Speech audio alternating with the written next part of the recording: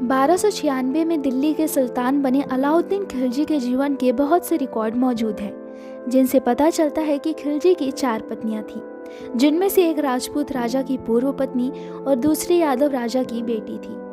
1316 तक दिल्ली के सुल्तान रहे अलाउद्दीन खिलजी ने कई छोटी राजपूत रियासतों पर हमले कर या तो उन्हें सल्तनत में शामिल कर लिया या अपने अधीन कर लिया। कमला देवी, गुजरात के राजपूत राजा की पत्नी, 1299 में खिलजी की सेनाओं ने गुजरात पर बड़ा हमला किया था। इस हमले में गुजरात के वाघेला राजपूत राजा कर्ण वाघेला की बुरी तरह हार हुई थी। इस हार में कर्ण ने अपने साम्राज्य और संपत्तियों के अलावा अपनी पत्नी को भी गंवा दिया था। तुर्कों की गुजरात विजय से वाघेला राजवंश का अंत हो गया था और गुजरात के इतिहास में एक नया अध्याय जुड़ा था। कर्ण की पत्नी कमला देवी से अलाउद्दीन खिलजी ने विवाह कर लिया था।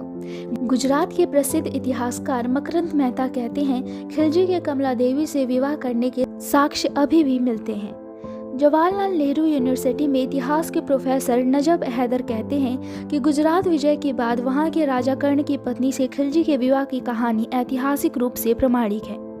क्या मध्यकाल में युद्ध में हारे हुए राजाओं की संपत्तियां और रानियां जीते हुए राजाओं के कब्जे में आ जाती थी?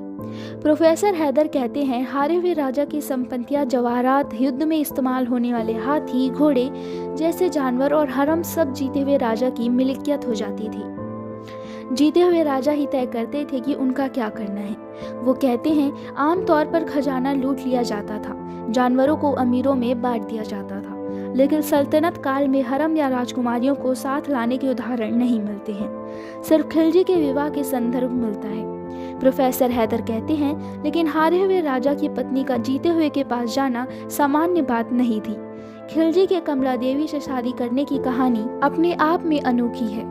हारे हुए राजाओं की सभी रानियों के साथ ऐसा नहीं हुआ है।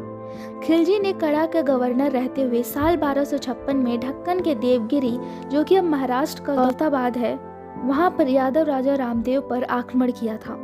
खिलजी के आक्रमण के समय रामदेव की सेना उनके बेटे के साथ अभियान पर थी, इसलिए मुकाबले के लिए उनके पास सेना नहीं थी। रामदेव ने अलाउद्दीन के सामने समर्पण कर दिया। रामदेव से खिलजी को बेतहाशा दौलत और हाथी घोड़े मिले थे। रामदेव ने अपनी बेटी झत्यपली देवी का विवाह भी खिलजी के साथ किया था। शादियां सिर्फ कूटनीतिक नहीं थी। प्रोफेसर हैदर मानते हैं कि खिलजी की राजपूत रानी कमला देवी और यादव राजकुमारी झत्यपली देवी से शादियां सिर्फ कूटनीतिक नहीं थी, बल्कि ये व्यक्तिगत तौर पर उनके लिए फायदेमंद भी थी। दरअसल खिलजी अपने ससुर जलाउद्दीन खिलजी की हत्या कर दिल्ली के सुल्तान बने थे, जिसका असर उनकी पहली पत्नी मलिका-ए-जहां पर हुआ था। मलिका-ए-जहां सत्ता में दखल देती थी, जबकि दूसरी बेगमों के साथ ऐसा नहीं था। आज कोई कमला देवी या झत्यपली देवी की बात क्यों नहीं करता? इस सवाल के जवाब में प्रोफेसर हैदर कहते हैं, हमें मध्यकाल के भारत को आज के चश्मे से नहीं देखना चाहिए। उस दौर की संवेदनशीलता अलग थी, आज की संवेदनशीलता अलग है। आज जो बातें बिल्कुल अस्वीकारता हैं, वो उस दौर में आम थी।